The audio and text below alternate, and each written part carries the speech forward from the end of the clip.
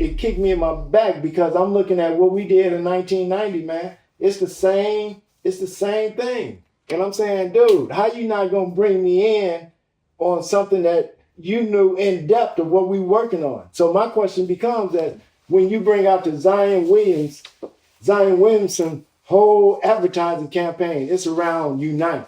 And I'm like, where that brother get that logo from? Him and the eye is his Jumpman logo. And I said, brother, let's go back and see where it came from. And what does it mean? And what does Unite mean in your world when you're talking about this young brother who's the #1 draft, putting on Nike shoes, putting on brand Jordan?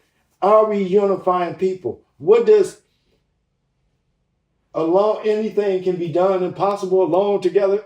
Come on, man. These whole campaign, don't let it be something that's shabby when people have died for unifying our folks, man. And we got to make sure that this next generation is utilizing your resources to change the condition of where you came from on a positive quality base where your dollars can create dollars regenerating the community, flowing in the community, so that now, like the model that LeBron James is using, love it, because it's one of those things where he's putting money where it needs to be done, and resources and people are able to see the root and the fruit of his labor.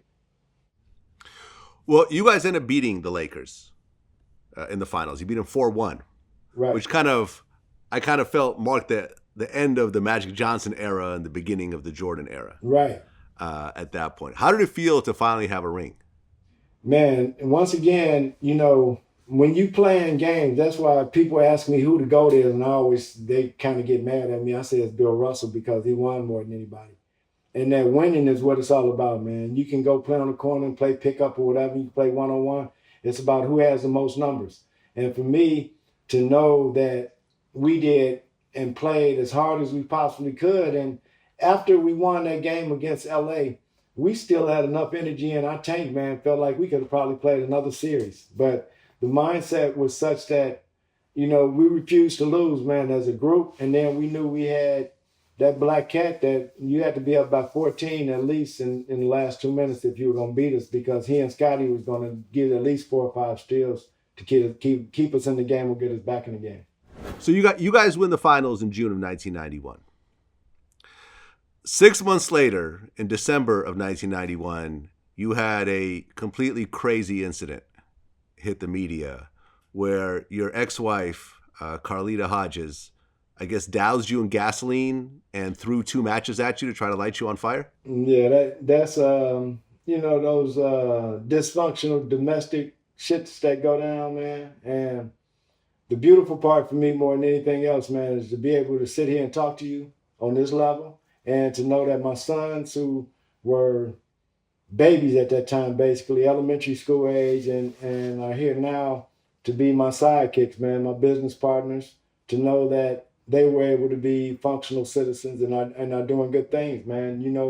That personal shit that goes on in the lives of celebrities and sports people and all of that kind of job, it is what it is, I did mine, I experienced it, and I had a great support base, man. And that's the part where, once again, I say, my family was able to support me during that period of time on so many levels, whether it be taking the boys out of harm's way and keeping them where their minds were settled on education, or just them calling in to make sure that I was straight, So from that standpoint, I know I had a great support system and continue to have a great support base, so that, those type of things, I wonder what other athletes would have done during those periods of time, and what they've been able to sustain themselves in such a way where you could continue your research and understanding that, Lord forgive them for they know not what they do, and that you're able to move forward from that point knowing that that's their mom, and that I don't want them to see their mom in any other ugly kind of light. I'm not going to put in that light. If the world does, that's on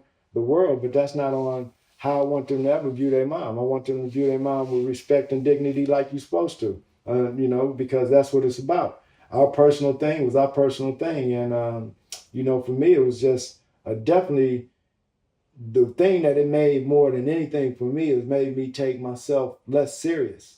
It made me look at life and, from a standpoint that the things that are really meaningful you know what you got control over, and you can handle it as best you can. And those things that you don't have control over, let it happen, man, and be ready to deal with it if it comes about. But for me, it was definitely a moment of maturity. It was a moment of clarity and realizing what's meaningful in life and how short life could possibly be, and that you got to go forward and do what is meant for you to do. And obviously, it wasn't meant for me to be hurt in any kind of way on that day, because man, I walked away unscathed, and now we're cool from the standpoint that we can speak to one another. You know, we love our sons and our grandbabies. So it's a blessing, brother, to even be able to realize what went down and live through it, man, and know and accept it for what it is.